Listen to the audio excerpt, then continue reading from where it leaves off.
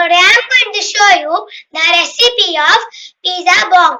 So let's start.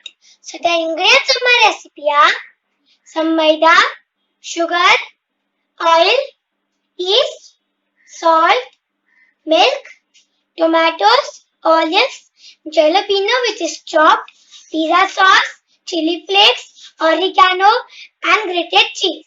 So let's start. Now take some milk and add 2 tablespoons of sugar.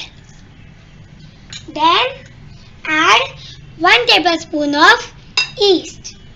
Mix them and we'll let the yeast activate. So after 5 minutes my yeast has fermented. Now take some maida and add half teaspoon of salt or as per taste. Now add 3 to 4 tablespoons of butter. Let's mix them. And now I am going to add the fermented yeast milk in it. We are going to just need a dough out of it. If you require water or milk, you can add.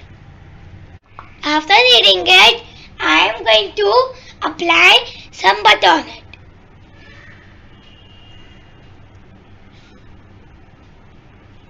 After greasing the butter on the dough, I am going to cover it with plastic wrap and let it ferment for 2 hours.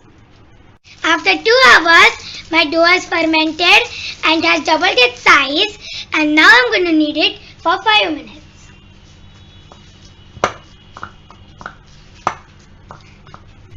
I kneaded the dough for 5 minutes. So, after kneading it for 5 minutes, I took a small part of the dough and rolled it into a ball. Now we are going to cover it with a layer of flour. Now we are going to roll it into a small roti. So now I rolled it into a small roti and now I am going to apply some pizza sauce on it. Spread it. Now I spread the pizza sauce.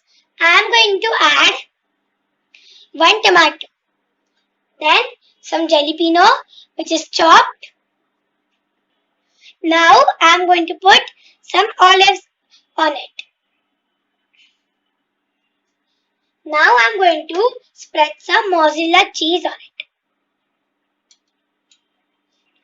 Now I am going to sprinkle some oregano and chili flakes.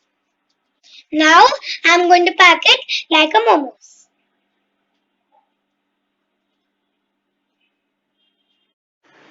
So I packed it tightly. We are going to give it a round shape, and so similarly you have to make all the pizza bombs.